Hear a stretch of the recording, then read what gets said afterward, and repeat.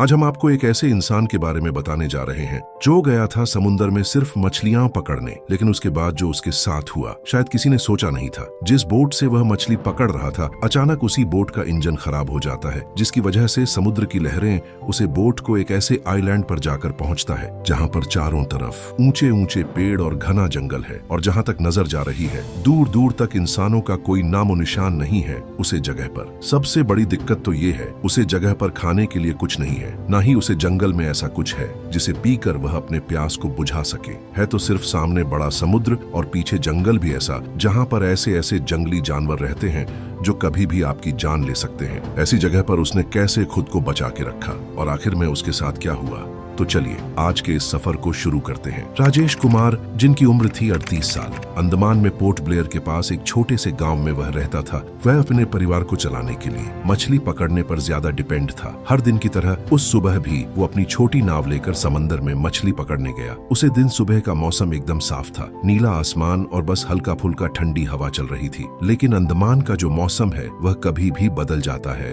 और उसे दिन भी कुछ ऐसा ही हुआ। दोपहर होते होते काले बादल गए, हवा तेज हो गई और समंदर में बड़ी बड़ी लहरें उठना लगी। राजेश ने मौसम को देखते हुए जल्दी वापस जाने की डिसीजन लिया, लेकिन तभी एक बहुत बड़ी लहर ने उसकी नाव को जोर से हिलाया, जिसकी वजह से इंजन खराब हो गया। राजेश ने बहुत कोशिश की जिससे उसका इंजन ठीक हो सके, लेकिन बहुत कोशिश करने के बावजूद इंजन ठीक नहीं हो सका। अब नाव लहरों के साथ बह रही थी। कई घंटे तक वो बस नाव को संभालता रहा, जब तक कि नाव एक अजनबी किनारे पर आकर फंस नहीं गई। और वह जिस किनारे पर आकर रुका, ये था अंडमान का घना और सुनसान जंगल। जैसे ही राजेश ने उसे आइलैंड पर कदम रखा, सबसे पहले उसने चारों तरफ देखा। उसे समझ नहीं आ रहा था कि असल में वह अभी है किस जगह पर। उसके चारों तरफ बस बड़े बड़े पेड़ और घना जंगल है। जंगल के अंदर से अजीब अजीबो गरीब चिड़ियों की आवाज आ रही है। सिर्फ चिड़ियों की आवाज ही नहीं आ रही है, बल्कि और भी जंगली जानवरों की भी आवाज आ रही है जंगल के अंदर से। राजेश ने पहले दिन बोर्ड के पास ही रहने का फैसला किया। उसे उम्मीद था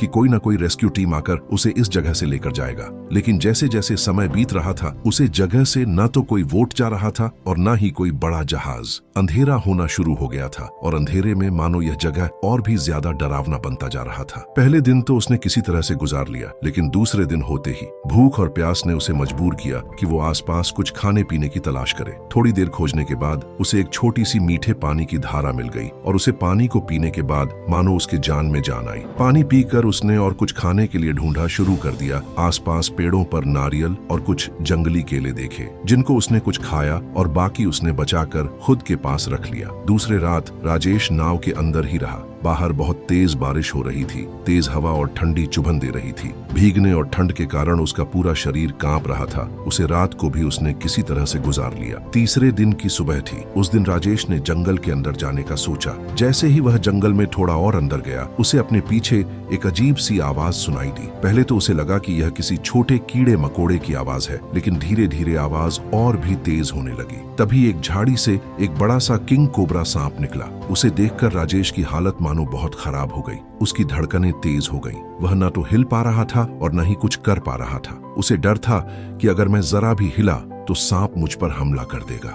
राजेश चुपचाप खड़ा रहा और थोड़ी देर बाद सांप उसके पास से गुजर गया। जरा सोचिए, अगर आपके सामने भी इतना बड़ा कोबरा सांप आ जाए तो शायद आपका भी हालात राजेश के जैसा ही होगा।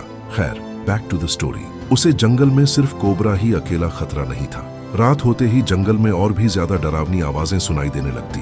कभी जंगली सुअर झाड़ियों में कुछ खोजते हुए घूमते, कभी बड़ी मॉनिटर लिजर्ड उसके आसपास से गुजर जाती, और कई बार झाड़ियों में ऐसी हलचल सुनाई देती कि लगता कोई बड़ा शिकारी पास ही है। या तो वह कोई इंसान हो सकता है और नहीं तो कोई बड़ा जंगली जानवर। दिन में मौसम भी उसका दुश्मन बन जाता। मौसम का कोई अता पता नहीं था। कभी भी उसे जगह पर बारिश शुरू हो जाती थी, जिसकी वजह से उसका शरीर हमेशा भीगा रहता था, और दिन ब दिन मानो उसकी तबीयत और भी ज्यादा बिगड़ने लगी थी उसे जगह पर। यहाँ तक कि रातों में वह चैन से सो भी नहीं सकता था। एक तरीके से देखा जाए तो वह जंगल उसके साथ मेंटल टॉर्चर कर रहा था। भूख उसकी अब इस जगह पर आ गया था कि उसे मजबूरन उसने जंगल के छोटे छोटे कीड़े मकोड़े तक खाने शुरू कर दिए। पहले तो उसे घिन आती थी, लेकिन जिंदा रहने के लिए उसे यह सब खाना ही पड़ा।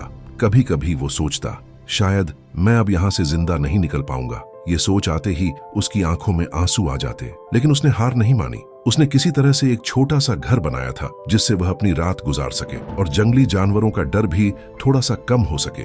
इसी तरह उसने पूरे 29 दिन उसे जंगल में अकेले बिता लिया और फिर 30वां दिन आया। हमेशा की तरह वह समुद्र के किनारे पर वह चल रहा था। अचानक उसके कानों में एक आवाज सुनने को मिला और फिर जो उसने देखा उसे पर अपनी आंखों पर यकीन करना मुश्किल था। समुद्र में एक बड़ी सी नाव जा रही थी। राजेश ने दोनों हाथ ऊपर उठाकर उनकी ओर चीखना शुरू किया। शायद उसे दिन किस्मत उसके साथ था। नाव में बैठे एक व्यक्ति ने उसे देख लिया। उसने तुरंत नाव को उसकी ओर मोड़ने का इशारा किया। जब वह लोग उसे जगह पर पहुंचे, सबसे पहले तो उन्हें यकीन ही नहीं हुआ कि ऐसी जगह पर कोई इंसान कैसे जिंदा रह सकता है। उन लोगों ने बातों को ज्यादा नहीं बढ़ाया और राजेश को अपनी नाव पर लिखकर वह लोग उसे जगह से निकल गए। राजेश के पैर कांप रहे थे, शरीर थका हुआ था, पर मन में एक ही बात चल रही थी, मैं जिंदा हूँ। नाव ने उसे उसके गांव के पास एक जगह उतार दिया। किनारे पर एक आदमी ने राजेश को तुरंत पहचान लिया और उसे गांव में ले आया। राजेश के परिवार के लोग उसे देखते ही गले लगाकर रो पड़े। राजेश को यकीन ही नहीं हो रहा था कि अब वो अपने घर में है। कुछ देर पहले ही जहां पर उसकी जिंदगी और मौत की लड़ाई चल रही थी और अब वह अपने खुद के घर में था। राजेश चुपचाप सब कुछ देखता रहा। थोड़ी देर बाद उसने धीमी आवाज में कहा, जंगल ने मुझे सिखाया है कि जिंदगी की असली कीमत तभी समझ आती है जब आप मौत के करीब होते हैं। तो दोस्तों, आज का वीडियो बस यही तक था। अगर आपको राजेश की यह सच्ची कहानी अच्छी लगती है तो वीडियो को लाइक कर देना और एक सुंदर सा कमेंट कर देना, जिससे कि हमें और भी ज्यादा मोटिवेशन मिल सके। और जाते जाते हमारे चैनल नॉलेज प्लस को सब्सक्राइब करना मत भूलना। तो मिलते हैं दूसरे वीडियो में, तब तक के लिए जय हिंद।